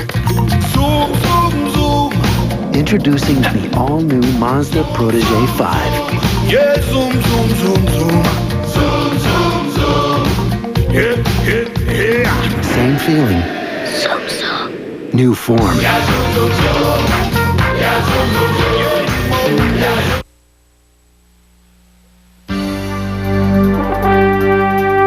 Today's coverage of the Texaco Haviland Grand Prix of Houston has been brought to you by Haviland. Use new Haviland motor oil technology and get improved gas mileage. Add more life to your car. And by FedEx, proud sponsor of the FedEx Championship Series. In the closing laps now, 8 to go. We're with you right to the checkered flag. Jill DeFerrin is the leader. There are your current standings. Plus 4.2. First through sixth. Franchitti still been working pretty hard on Tagliani. DeFerrin with just over a 4-second lead now on Tagliani and Franchitti. Plus 5, Franchitti. Looking for that first win from the pole. And his season has very much gone like last year. First half of the year, remaining in the championship points hunt, but not coming to the front. But once he did last year, Watch turn 4 for fluid. very strong through the last half of the year. He's doing the same thing this year. Boy, Roger is on top of everything here. He even knows what corner might have fluid down. You want numbers? We got numbers. Look at Castroneves just moments ago. He and D'Amata both able to get around Pappas, moving Castroneves to 6th, D'Amata to 7th. And Paul, that makes me wonder, if you have Pappas directly in front of Breck, you would assume that they would have Pappas move over and give Breck a few more points. Yeah, good call. I would think you'd get him out of the way as quickly as you can. No doubt that this is going down to the final race of the season, and it's going to be, as it was last year, unbelievably close, where a pass in the last laps of the final event made the difference. So I'd get Pappas over. Well, I mean, we make a big deal about each and every point for the most laps led. Yeah, but it's real. Well, because remember 99, Frankie. Oh! There it is. Tank slapper coming off the back straight. It's the first mistake we've seen Alex make in a very long time. Didn't get the correction out. Instead, slapped the right front into the wall, damaging the right front suspension and wing. Well, Franchitti had the pressure on him constantly. It looks like that's going to be over. It moves Franchitti to 2nd. Those are the points. And I was thinking Franchitti can't risk anything. He can push him, but he really can't risk getting past him. Tag, take care of that car, buddy. Coming off the end of the back straightaway, he turns in. Watch the back end step out here. He gets the correction in, doesn't get it out in time. Franchitti does a very nice job just driving around the inside. So disappointing. Tagliani had driven such a nice race. It's hard to time when to get that correction out so that the front end's aligned with the back end. You can see the front wing parts on the track. Mentioned Franchitti up to 2nd. Gidley looking for a podium finish in 3rd. Ah, that's so tragic for Tagliani. It's such a great race going at Vancouver. Dropped up because of mechanical problems. Made a mistake here. That cost him a 2nd place finish. And Beanin as Tagliani climbs out of the car. Bean in the final lap, even though there is that debris on the circuit, a little off the right side of the line. Assumption is, and what they generally tell them, you get in those final 10 laps, and we stretch the rule just a little bit. We're not going to put a yellow out for that. We put a standing yellow at the point, but not a full course caution. They'll put that in a debris flag. The drivers will identify where those parts are. The debris flag will remain out. They'll adjust their lines accordingly, and it will be not effective. But that is that's an object lesson, though, in how fast on this circuit things can go wrong for you. There's just absolutely no room for error. There are no curbs that you can jump, no grass to hang a wheel off of, no way to make a small correction if you're just a little bit off course, because if you're off an inch the wrong way, the concrete says, I'm sorry, I'm creating damage to your car and putting it into your day. And that's why these street circuits are so difficult, especially in the closing stages. You're very, very tired. You've been beat up a lot. from the constant braking and change of direction, and mentally you're exhausted from the intense concentration required in order to keep these cars on such a tightrope for so long. As we suspected, apparently the order went out. Kenny Breck is around Pappas and into 7th. 3 to go. Next time by 4.8. DeFerrin had built up just over a 5-second lead over Franchitti, but now he's slowly let that margin degrade just a little bit, because now with just a few laps to go, you can start to be a little careful under braking, a little careful with the turn-in, a little more careful with the throttle on application coming off the corner. And that pass does help Breck. He was going to be 12 points behind. Now he's second place in the points, 10 behind.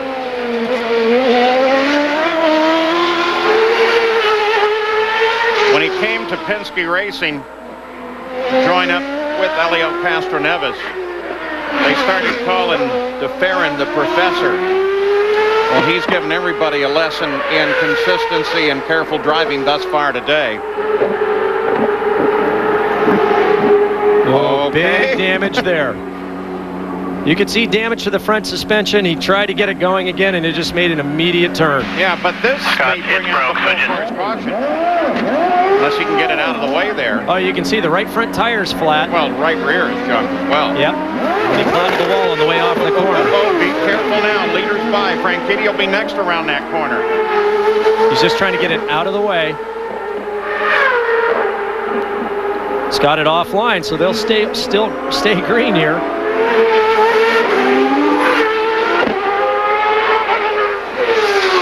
To go now for DeFerrin, looking for his second victory of the season. Whoa! Yeah, when you're going slow, that passes something. And he's not going that slow, but the guys going by him are going 180 miles an hour. It just gives you an idea of speed differential. He's down at the end of the straightaway now, trying to figure out how to get through this corner without impeding anyone. So what happened to Scott? Gets turned in, on the throttle, snaps it around, and backs it in. So what was a promising day for Dixon, sitting in the top 10, has gone away. 2 to go. This is how it looked to Scott. On the brakes. Rolls in, picks up the throttle, it steps out. Oh, I don't have it. And you see, it's a good move there. He tried to get the wheel back to the left to keep it going straight down the track. He nearly kept it off the wall. And it just takes the smallest mistake. Just the smallest mistake, and the concrete is just unforgiving.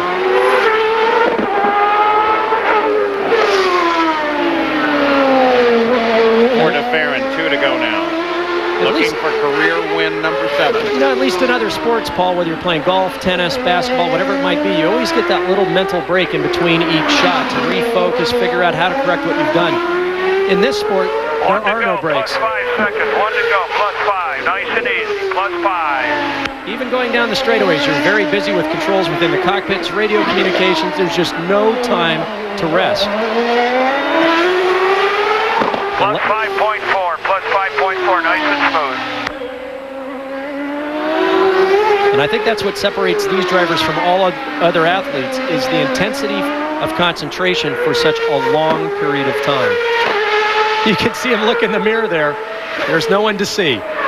That's exactly the best feeling a driver can have on the final lap, looking for that checkered flag. Franchitti was very careful with the Dixon situation. It put him 5 seconds back, 5.2 from DeFerrin, but since Gidley is back 18 seconds from the leader, not really critical. DeFerrin, Franchitti, Gidley running on the final lap.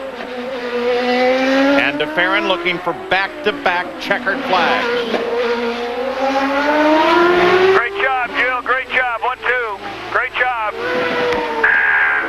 And there it is. Paul Jill Page wants to talk to you on the radio.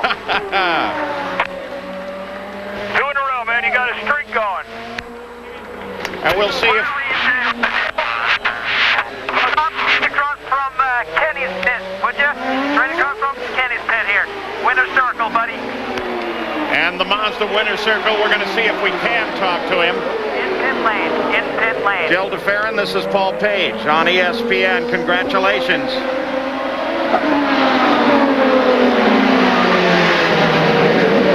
Now it doesn't look like with all of the fences around this track, our little radio is going to be able to get off to him. Jill DeFerrin takes the win in front of the championship by 10 points over Kenny Breck right now. And there are the unofficial results. DeFerrin, a perfect weekend. Point for pole, point for the most laps led, leads them all, takes the win.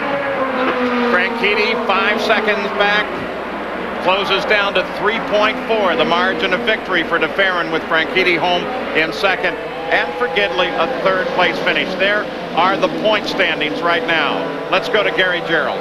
Well, we couldn't get Gilles on the radio, so we'll get the next best deal. Roger Penske, congratulations on 2 in a row.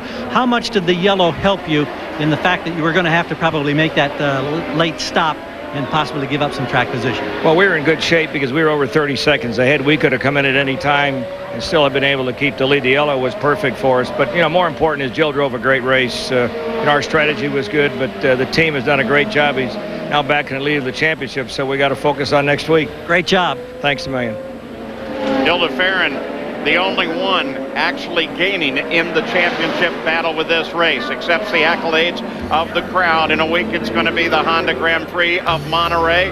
We'll be there for you as this battle from the championship continues on. Coming up next, the PGA Michelob Championship. I'm Paul Page for Parker Johnstone, Gary Gerald, Jan Vikas. Thanks for joining us. We'll see you next week. This has been a presentation of ESPN, the worldwide leader in sports. For more, log on to ESPN.com.